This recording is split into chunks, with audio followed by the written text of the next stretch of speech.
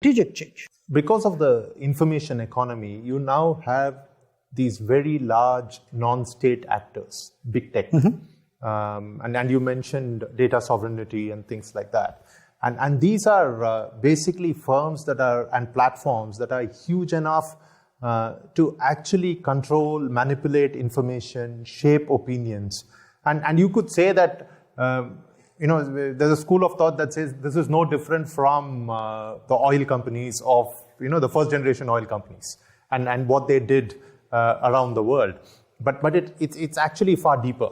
And in some ways, you manipulate your mind more than oil companies. And sometimes it's far more insidious. Yes, absolutely. So how do you deal with that? I don't think there are easy answers. But I think, first of all, there should be awareness. There should be awareness today that you have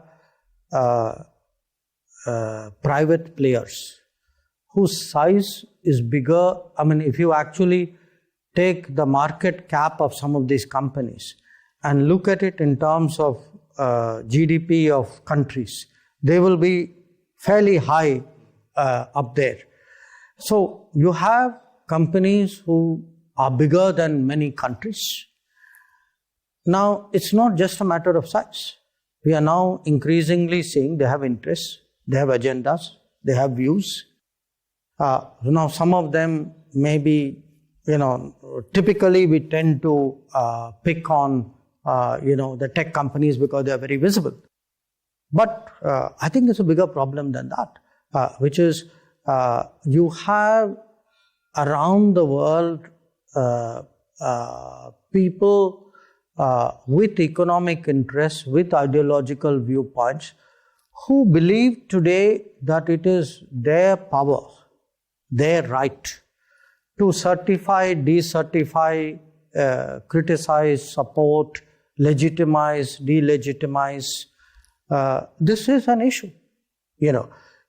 We speak today about democracy, but I point out to you, when democracy gives results which sometimes does not suit an elite in some part of the world, immediately you start attaching adjectives and caveats. No, this is completely ideological.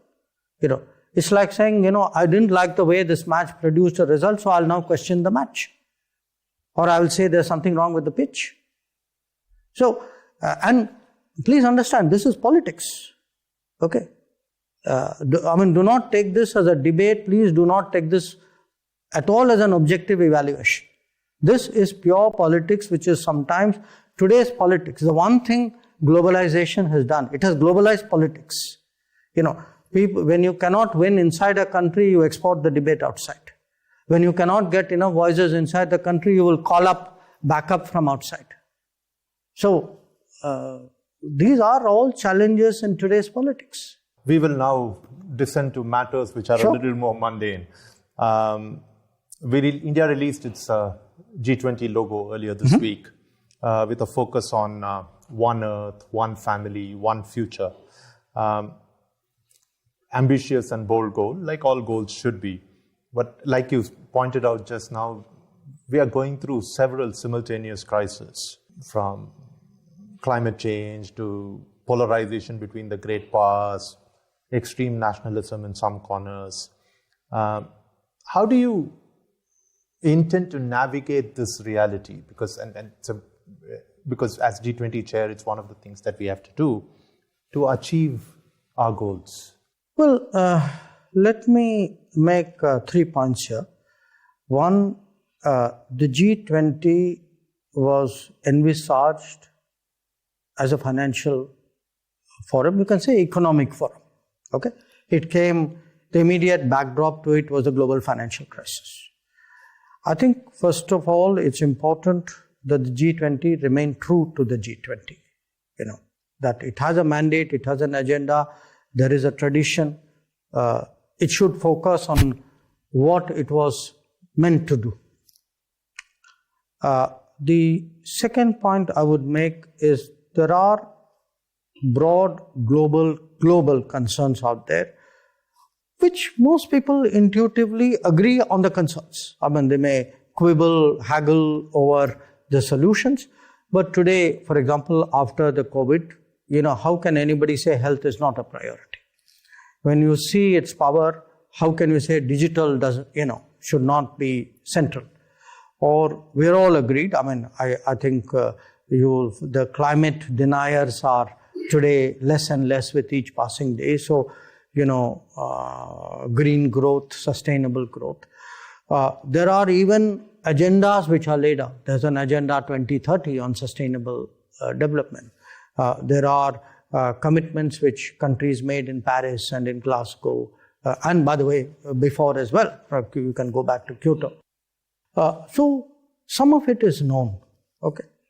But I think what is, from India's perspective, first of all, remember the G20 summit under Indonesia's presidency is still to take place. So we have to wait for that to happen and really take stock after that. Obviously, we have our ideas, we have our debates. The Prime Minister has been holding consultations inside the government, outside the government. But finally, my sense is a country like India, about whom there are so much expectations from the global south. We need to reflect not just our viewpoint. We also, I think there's a broader constituency that we represent. I think that constituency has hopes on us. So my sense is that when we sharply articulate what are the presidency priorities, I think we will do so with a sense of larger responsibility. It's probably a bit early right now to say exactly what it would be, but you can see, the world's problems are pretty obvious today. I think you look at energy security, you look at food security, you look at worries about fertilizers, climate, all these are there.